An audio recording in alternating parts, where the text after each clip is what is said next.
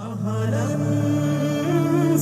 বিল্লাহি মিনাশ শাইতানির রাজিম। বিসমিল্লাহির রহমানির রহিম। ইয়া আইয়ুহাল্লাযীনা আমানু কুতিবা আলাইকুমুস সিয়াম কামা কুতিবা আলাল্লাযীনা মিন ক্বাবলিকুম লাআল্লাকুম তাত্তাকুন। হে ঈমানদারগণ, তোমাদের উপর সিয়াম ফরজ করা হয়েছে যেমনইভাবে ফরজ করা হয়েছে তোমাদের পূর্ববর্তীদের উপর, যাতে করে তোমরা তাকওয়া অর্জন করতে পারো। প্রিয় ছাত্র সমাজ, দেশে এবং প্রবাসে অবস্থানরত ভাই ও বোনেরা, আসসালামু আলাইকুম ওয়া রাহমাতুল্লাহি ওয়া বারাকাতুহু। অপরন্ত রহমত, বরকত ও নাজাতের বার্তা নিয়ে আমাদের মাঝে সমাগত হয়েছে পবিত্র মাহে রমাদান। আহলান সাহলান মাহে রমাদান। এ মাসে প্রত্যেক মুমিনের হৃদয়ে বয়ে যায় আধ্যাত্মিকতা ও শান্তির জান্নাতি পরশ।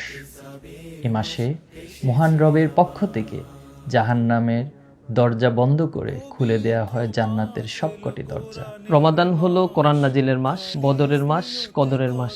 রমাদান হলো নৈতিকতা ও আধ্যাত্মিকতার এক পবিত্র অনুভূতির নাম। রমাদান হলো তাকওয়ার শক্তি অর্জন ও নিজেকে আল্লাহর রঙে রঙিন করার এক সুবর্ণ সুযোগ। এই মাসে আল্লাহ রাব্বুল আলামিন আমাদের সকল গুনাহগাতাগুলো মাফ করে দেন। রাসূল করিম সাল্লাল্লাহু আলাইহি সাল্লাম বলেছেন, মান সামা রমাদানা ঈমানাও ওয়া ইহতিসাবান গুফিরা লাহু মা তাকদ্দামা মিন যামবি। যে ব্যক্তি ঈমান এবং ইহতিসাবের সাথে পবিত্র মাহে রমজানের রোজা পালন করবে, আল্লাহ রাব্বুল আলামিন তার পূর্বের এবং পরের সকল গুনাহগাতা মাফ করে দিবেন। রমাদান হোক কোরআন তেলাওয়াত, গবেষণা এবং চর্চার মাস। আমরা নিজেরা বেশি বেশি করে কোরআন পড়ি এবং কোরআনের আলোকে নিজেদের এবং সমাজকে গড়ার চেষ্টা করি। প্রতিদিন একটি খেজুর হলেও আল্লাহ রাস্তায় দান করুন। বরকতময় রমাদানের প্রতিটি মুহূর্ত পরিকল্পিতভাবে অতিবাহিত করুন। আসুন রমাদানের শিক্ষাকে কাজে লাগিয়ে নিজের জীবনে তাকওয়া গড়ে তুলি।